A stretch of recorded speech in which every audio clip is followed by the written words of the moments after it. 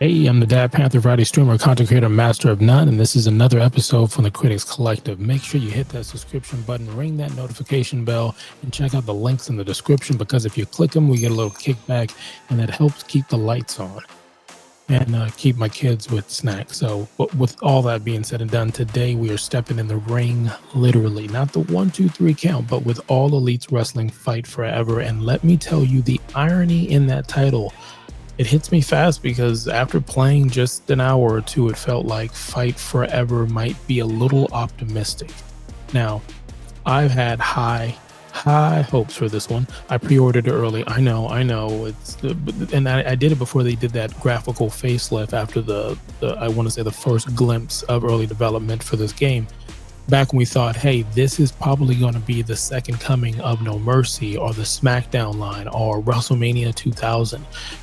We had THQ Nordic publishing. We had Yuke was developing, and again, they were right off of just spending some time away from the WWE's 2K series, and they wanted to do more. Not Battlegrounds necessarily, but they wanted to do something different with wrestling.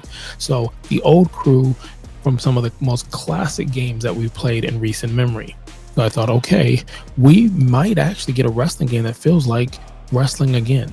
If you follow us on the 1, 2, 3 count, we talk about us as wrestling fans having different wrestling to watch is a win for all of us, including the wrestlers. And as someone who's played basically every wrestling game, I mean, really every one that I can try. As an 80s babies, I've played WCW, ECW, TNA, even if some people pretend that game never happened. I came in this with an open mind. I even told myself, hey, All Elite fans and WWE fans can finally maybe get along. And that lasted about 5 minutes. When I booted up the game on my PlayStation 5, I was ready to brawl. The first thing I noticed was the graphics. They're in this weird place where the faces and elements seem current gen, but the body is saying PlayStation 3.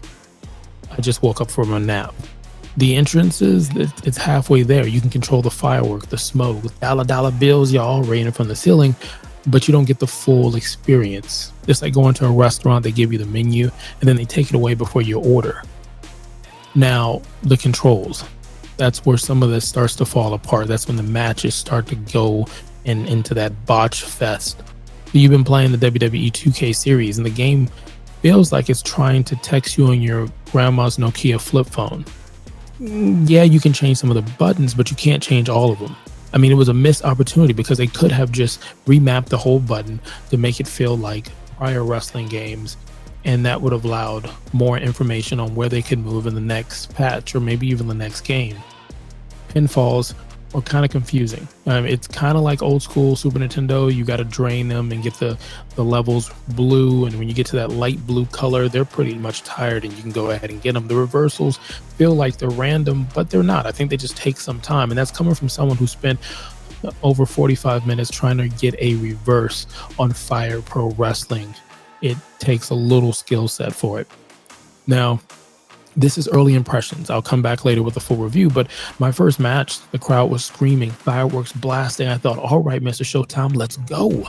And then I heard the audio and saw the animations, and I played for 5 minutes and I turned it off and deleted it. I'm not going to lie. Like when I first got this on pre-order, that's exactly what I did. And I didn't touch it since. Since then, I bought 2 WWE 2K games. Since then, I messed with Fire Pro. I messed with Retromania. I played some other games. But fast forward to today, in this moment, I reinstalled it, gave it a solid 3 hours plus. Well, it's not terrible. It's just not what it should be. See, there's a difference between arcade fun and arcade broken. See, Fight Forever dances that thin line like Jeff Hardy on a ladder match or Jeff Jarrett doing his little pose that's similar to Ric Flair.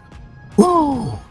The mini games, they're cute, but it's not what I bought a wrestling game for. It doesn't even fully go into the Jack where you're doing trivia about wrestling and things of that nature with that long catalog they have. The roster, smaller than it should be. And the online lobbies. Talk about a full Ring of Honor taping on a Tuesday night. In closing, I'm going to hold off on rating this one, at least until I get a full review. I want to really dive in, spend more time in the story mode and the customization. Maybe even find I don't know, some joy in this game. But right now, it's just my first impression. And if I'm being honest, I'm kind of excited and a little heartbroken. Well, I'll be back soon with a full review. I've got over 30 hours in the game, a bunch of notes to go through. I've changed my control a few times. I even tried to make it feel like a real all elite experience.